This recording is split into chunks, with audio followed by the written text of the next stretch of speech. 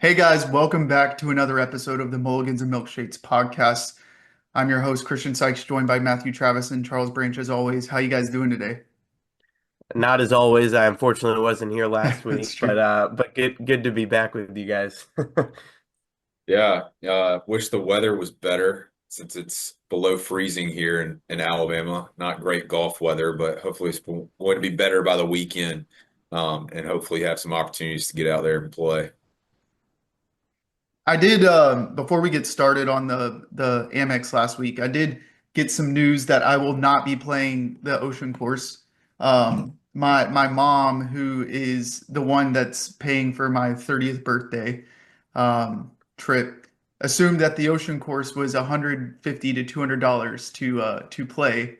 And when I was like, and I was saying, "Hey mom, we need to book these tea times," and she said, "Oh, just use my credit card." Well, and I was like, "Mom, you realize that this is a very expensive thing?" And she's like, "Oh, don't worry about it." I said, "Mom, it's $670 to play." And she said, "For four people?" I said, "No, for one person."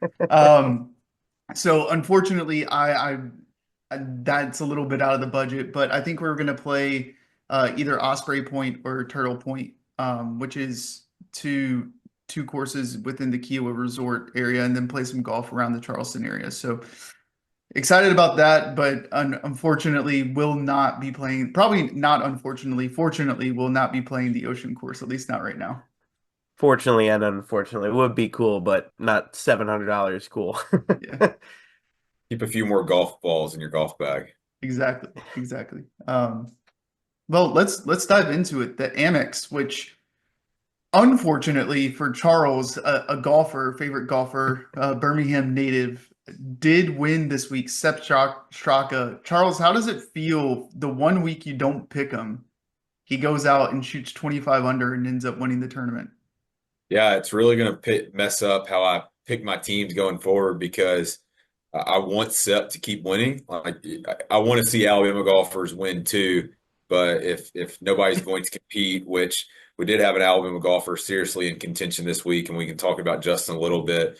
But it was really cool watching Sep perform on Sunday. It's very businesslike. He's not a guy who shows a lot of emotion, but really just kind of took a hold of the lead, obviously going into Sunday, and had a stranglehold on it basically from start to finish.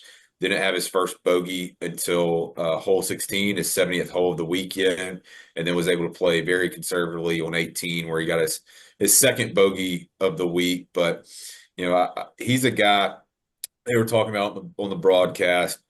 He is a Ryder Cup player for the Europeans. I expect to be on the roster again as we get ready for the Ryder Cup this year. But just played phenomenal golf. He is a guy that I like watching, and he's a guy that too. Hopefully, as we get into some of these majors during the summer, that he's up there at the top as well. But just really cool for him, and I think really cool for the state of Alabama, even though Sep's originally from Austria.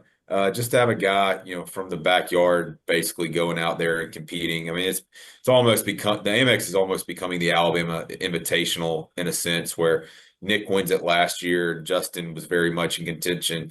This year, you do have, a current Alabama resident in Sep, and Justin Thomas is the runner up. So if they ever want to move it to Shoal Creek, I think we'd all be happy with it. We'd gladly take it. But huge congratulations to Sep, and yeah, yeah, I might have to keep him off the team for a little bit just to not mess up his mojo, but we'll see. To be decided. And the University of Alabama, not including Sep, but the University of Alabama had five golfers in the top 35 and three in the top 20. I'm trying to think of when any other school would have had five golfers in the top 35. I mean, that's Justin Thomas, as Charles mentioned, finished second. Frankie Sappin finished 12th. Trey Mullinax was 18th. Lee Hodges 34th, and Nick Dunlap 34th as well. So a really good showing. And if you include the state of Alabama and its constituents, you got Sep as the winner too. So really good showing for Alabama at the Alabama Invitational, as Charles called it. Anybody want to take a guess? I mean, obviously, it's not a huge list of Alabama golfers, but there was an Alabama golfer who led in driving distance this week. Anybody want to take a guess on who that was? Trying to think. Wouldn't be Was it JT. He was doesn't it have the Mullinax? distance. It was Mullinax. Mullinex was averaging 330 and a half yards basically on his drives. And he's a guy that, has had some really good moments. I think it was 2 years ago, he won the Barbasol, was able to scurry back to Gardendale, get his passport, get on a plane over to Europe, played with bent clubs in the Open for the first two rounds, but had a pretty strong finish there. And as a guy who's been on the tour for a while, and I do feel like his hound has found spots to have success. So adding him to the fold of just Alabama golfers that we hope to see week in, week out. It was great to see him put together really good rounds and be there in contention and see his name on the top of or on the first page of the leaderboard at least for most of the weekend. Yeah, I mean, he went into the weekend, what, 5 under and went 11 under on Saturday, Sunday combined. So really good weekend from him to get into the top 20 and a good payday for him for sure. And if I'm not mistaken, he's a guy that is playing for his tour card, correct? Like he has partial status, not full status, and so these types of results for him are going to pay dividends if he continues this season on getting him within that. I think it's what top 20 or top 125, um, in order for him to get full status next season. Um, and we talked a little bit about this with Cannon, where guys are playing well. Like Cannon, I think he said he averaged 6 under when he was on the PGA Tour Americas, up in Canada, and only made 2 cuts. And like the margins at this level, especially in the PGA, where they're shrinking the membership, I think starting next year. Um, Hmm. it's so crucial to get these top 20s, top 10s, top 15s for the guys that are on those fringe lines, and just hope that he can continue the type of performance that he has. I think for the first 2 weeks, I think he played well last week too, if I'm not mistaken. Um, but Yeah, outside of that, really, really good sign of what's to come, hopefully for Trey. But I mean, Lee had 2 consecutive good weeks.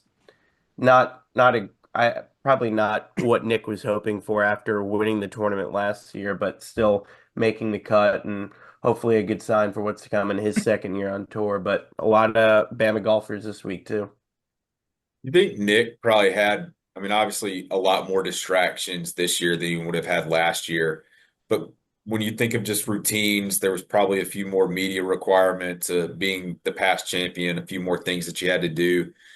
Do you think that, again, he's still a young golfer and competing with, top competition. So I don't think his results surprising. And like you said, he probably would have wanted to do better. Do you think that had any impact on his game this week? I think it's Yeah, I possible. mean, probably at least a little bit. It's the first time he's been a past champion on the PGA Tour. He'll be a past champion again later this year, but I would imagine at least a little bit. Probably had higher expectations for himself going into this year, which is why I say it was probably a little disappointing for him. But I mean, making a cut on the PGA Tour isn't easy, and it's his second year, and 34th isn't a bad result by any stretch of the means. Well, it'll be interesting to see. You do mention the past champion. I don't think he's going to be playing in that tournament because I think it's the same week as the Open, Yep, and you're I'm pretty right. sure he's qualified for the Open this year. At least that's what Cannon said. So won't be defending his title there. But I think for Nick, I think these first two results of this season have been really good. I think what did he finish? He finished top 10 last week, right? Hmm. And he finished 30, tied for 34th this week. And something that was kind of eluding him last year were the top 10 finishes. And it really hurt him down the stretch when he was trying to get into the tour championship. I think he barely missed out, but um, just continue to stack results. He's obviously not playing this week. I think he'll probably play next week in the pro am. But just continuing to stack results, getting the quality finishes and the quality like improvements on his game, I think it's crucial for him in this year too. Yeah, he finished 10th at the Sony Open, tied for 10th. Him and Lee Hodges both did. So that was two consecutive good weeks for Alabama golfers as it pertains to the leaderboard. Well, going into this week, we have the Farmers Open, which for those of you who aren't familiar, is part of the Torrey Pines Golf Club in San Diego. That's the courses that they're going to be playing on. And with the wildfires in California, the Genesis is also getting moved there. What is it, like next month or something like that? Hmm. Um, the field's not as strong as last week, but still a pretty solid field. Alabama has four golfers in Davis Riley, Lee Hodges, Trey Mullinax, and Frankie Sappin, which Frankie played well last week too. No Nick Dunlap or Justin Thomas. Again, I assume those guys are probably going to be preparing for the Pro-Am, BMW Pro-Am. So, what are your thoughts on this week and just the field for the Farmers Open?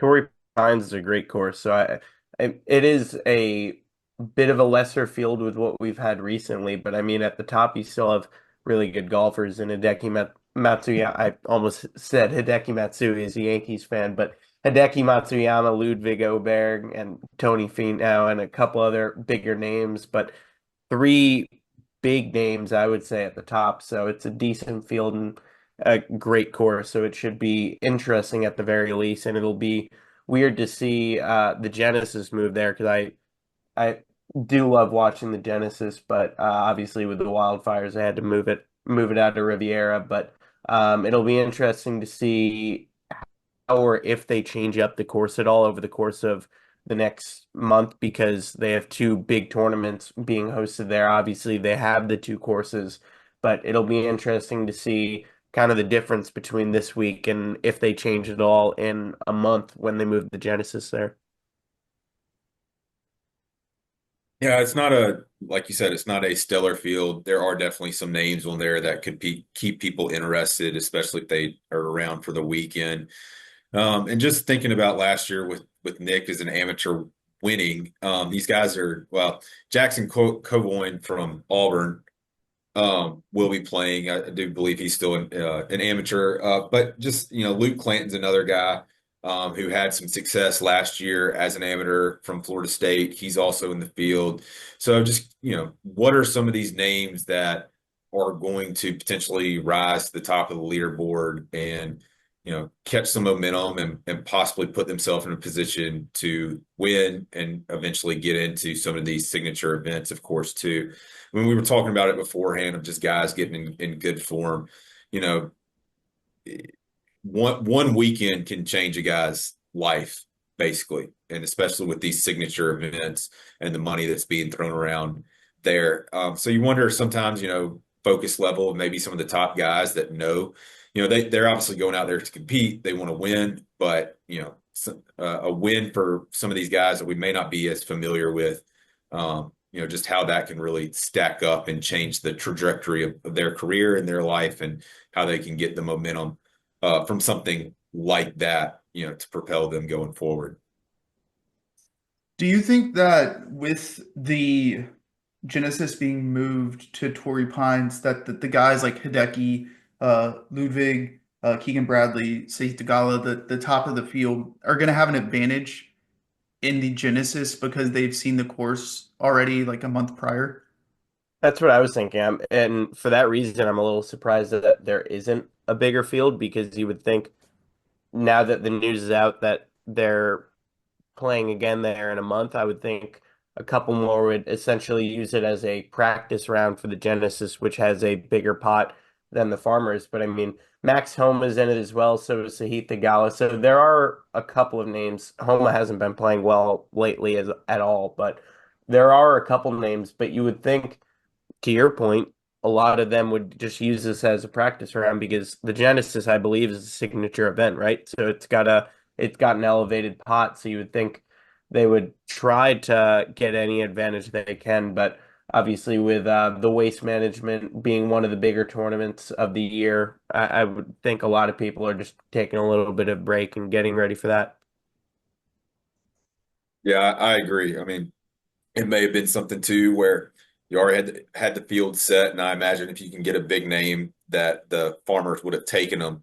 But this is kind of some late news as far as this tournament teeing off on Thursday, and then the Genesis, being announced that it'll be back at Torrey Pines. But that will be something interesting for us to watch, as we get into the Genesis in February, and remembering which of these guys found success and can they duplicate it. In just a month's time being back at Torrey Pines. Yeah, it Absolutely. really heats up over the next couple weeks because I mentioned the Waste Management, but we have the Pebble Beach next week, obviously a signature event. Then the Genesis is a signature event, a little bit of a break, and then I kind of view it more so as like the bigger start of the season once the big tournaments start to follow. You have the Arnold Palmer, and then it's the Players, and it really starts to heat up from there. So it'll be interesting to see this week how they play because I really do think they will have an advantage in a month for I mean Hideki's been playing so well, so I don't think he needs too much help, but I would think he would be one of the favorites for the Genesis in a month. Absolutely. All right, well, let's get into some fantasy picks. Matthew, I think you won last week. I came in second, and Charles came in third, which means that the draft order this week is Charles, myself, then Matthew. Yep, the And totals for last week, I was 66 under par, Christian was 44 under par, and Charles was 40. So I believe now Christian has 5 points, I have four, and Charles has three. absolutely. Which Charles, you would have won if you would have put Seb Straka. Just What would saying. I? Because Sep You would have gotten second. would have got, yeah.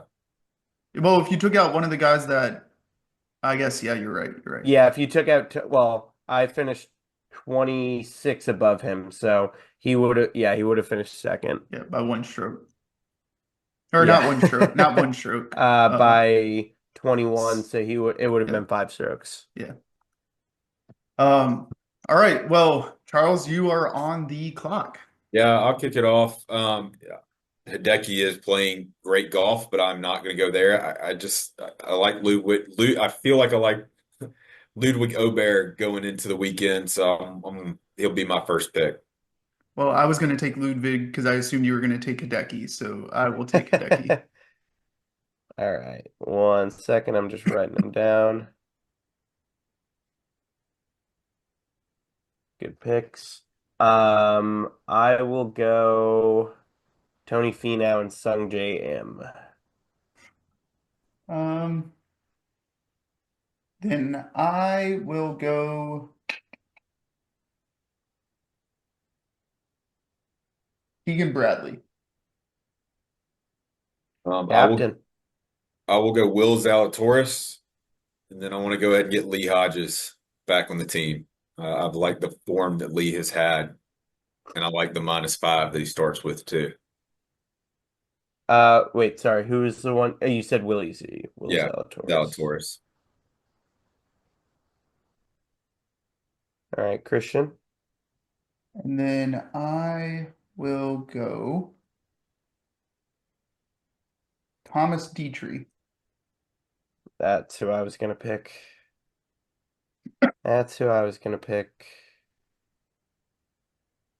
Now I'm flustered. Um, I don't know if we've ever gotten you rattled in a I fantasy. know. Usually I come in with a decent plan, and now I am rattled.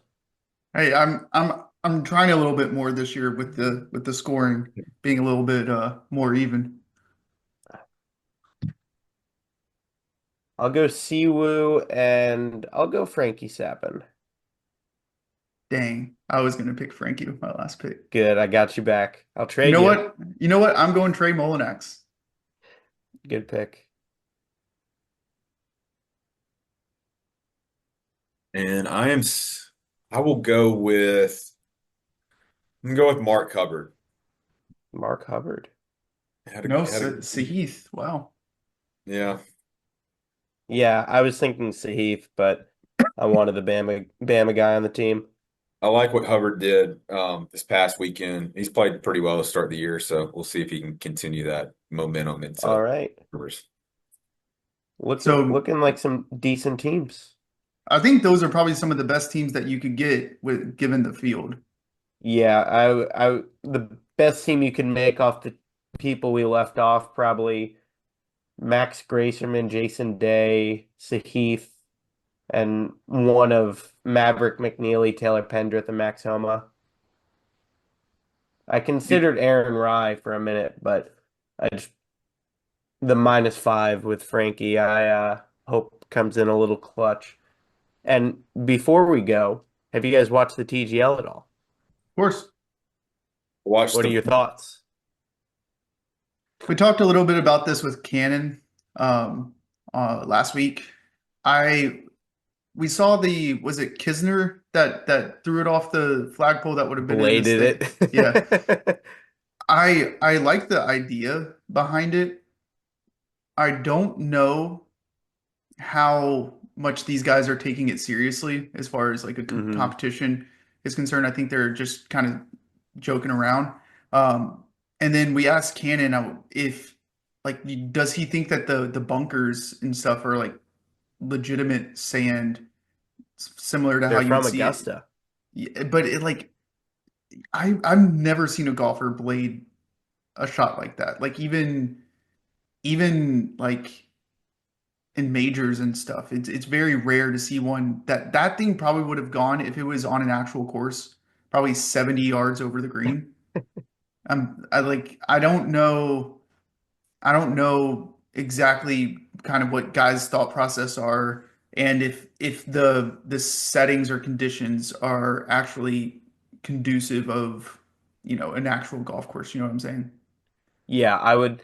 I think that's been my big takeaway is they're not. It doesn't feel like it matters, but both matches have been crazy blowouts. So I am curious to see when there's a close match that comes down to the last couple holes, and are they going to be taking it that much more serious because it's close, or they or is it just not serious because they're playing on a simulator in front of an arena of fans? I that was my main takeaway. It just doesn't feel like they care all that much. It just seems like they're having fun, which is still interesting because of all the technology and it's different. But I would love to see a competitive match, which hopefully we get one on Tuesday night, tomorrow night. But um, it's the New York Golf Club again, yet another disappointing New York sports team for me to root for, which has been fun. But I thought Palm Beach would be a little better, but Kisner was just he had the hobby, ain't no hobby, but it certainly seemed like a hobby based on his play last week. think what I would like to see from it, if they're going to be as loose as they are, which I don't have a problem with, it's kind of nice seeing some of those guys in that light. But when there are times to be a little bit more instructional for maybe the amateur golfers out there, I'd like to see them take a little bit more time. Um, Having them, they're obviously mic'd up, but somebody's got a chip off, from obviously the side of the green, like hearing a little bit more what's going into that thought process, where they're trying to play it, why they're trying to play it there, how they feel like the golf ball is going to hit on the green and what slope they may be trying to play off of. Because it is a simulator, I do know they have some unique golf hole designs. I think one of them's called, the lava hole because it's got lava all around it. Like continue to get creative with that, go even far as back as like some Nintendo 64 Mario Golf holes. I mean, I know you can't play around with the actual green, but maybe some of the designs of how those holes are kind of set up. The hammer's an interesting, wrinkle into it. I'd like to see them add maybe an additional wrinkle of a one club challenge or something like that at some point. I think there's a lot to be worked out with it. And I don't know if they're really trying to do a whole lot with it being, Atlanta Golf Club or New York Golf Club or Jupiter or whatever it may be. I, I'd like for it to, have, if they are going to do this, get more of the country. I'm surprised there's not really a team from like Texas or Chicago or anything like that. If there was maybe more of an affiliation with the particular region, again, being college sports fans, if you had these guys as alumni, SEC guys versus ACC guys and stuff like that might make it a little bit more interesting. But again, that's coming from a guy who's watching college football and college basketball every Saturday and throughout the week. So I do think there's something there. I do think there's something fun about it, watching it on a Tuesday night and the guys being loose. There are just some additional tweaks that for me as a golf fan or somebody that does want to watch golf that I'd like to pick up a little bit more, whether it's just the uniqueness of the golf holes or the instructional part of it, and having that opportunity to learn from professionals on the fly as they're playing these holes. Probably a little difficult because of the shot clock, but you could have someone who's not hitting the shot kind of explain what's going through his mind, and because they're all mic'd up, like you said. So, like last week, if Kisner was in the bunker, you could have had Tiger like explaining what his thought process is. But you mentioned it would be cooler if they like had unique holes that you would never see in real life. That was my takeaway from week one is because the green is always the same. Yes, they rotate it, but it's the same green. I was worried it was going to get really stale really quickly because you can only do so much going to the same green. So it'd be neat if like I forget what the course was, but Tiger Woods the game you like there was one course that you would just never it would never exist in real life because it's impossible. So it would be cool to see them just have outlandish holes that would just never exist in real life. And it's interesting. I mean, Christian and I both from North Carolina. North Carolina is one of the biggest golf states in the country, and they didn't like if it would feel like a no-brainer to have like a North Carolina golf club team or something to get that percentage of golf. I mean, you have Pinehurst, you have Quail Hollow, both of those host majors, hosting the Ryder or hosting the PGA Championship this year, and they didn't try to like get in that market, which I thought was interesting. But I read something that they're going to expand at some point and want to build that arena in different cities. So it'd be interesting how they change it up from arena to arena. I would assume they would do a different green for each one, so that would make it a little more interesting to change things up. But I'm worried they're going to lose a lot of people really quickly when Tiger and Rory aren't playing. Are people going to tune in like that first week? What was it, New York versus the Bay? Are people going to tune in to watch Ricky Fowler versus Ludwig Åberg? Probably not. So it'll be interesting to see how they keep it fresh week over week. And tomorrow night is kind of the first test of that because I think Justin Thomas is playing tomorrow night, right? Yeah. Yeah, so it'd be cool for Alabama, but it's Atlanta versus New York again. And how do they market that when you don't have Tiger and you don't have Rory, which are the two biggest names in the league? Well, and something we talked about with Canon last week was the calibration of the actual simulator. How often do you see Tiger Woods hit a shot 20 yards over the green, right? Yep. Um, I'm not saying it doesn't happen. I'm just saying the likelihood of it happening. And then last week, I think there was quite a few shots that just were misclubbed when like they're not going to be using the wrong clubs when it comes to distances. I mean, these guys are professional golfers. Tiger's arguably one of the best golfers ever. Um, and so fixing the calibration, and then another thing was the greens. When you have that artificial, like simulated greens, it doesn't bounce, it doesn't spin, kind of like a real green. And so you're not seeing the guys attack it probably the same way they would an actual green on a course. So maybe that's some learnings or some changes that they need to make. One with the calibration of the simulator itself, and then two with maybe like how the green works, in my opinion. Just two things that For you guys, how much would you pay for a group to go play a 3v3 match like these guys are in that arena? That would be so much fun. If they probably will open it up for like select public events, but that would be really cool if they open it up for public events and you could book it there. That would be so much fun. Well, I'll add two more teams that I feel like should already be in it right now. And again, this wouldn't necessarily be regional, but why don't we have a Champions Tour team? And why isn't there also like a Corn Ferry team and seeing those teams play against these top professionals? Like Tiger's Or team, I'll use or you could Tiger. do a league with them on a Yep. different night and they could compete against each other. But seeing somebody like, Padraig Harrington, Ernie Els, and um, I think VJ Singh's still playing on the Champions Tour a little bit. Having those three guys playing against, if they were playing against Tiger again last week, and Kisner and all those guys, I think there's still, good names out there that aren't on the PGA Tour, that are and that are not on Live, that are in the Champions Tour, that they might be more accessible to do something like this and do it more frequently because they're only playing 54 hole tournaments.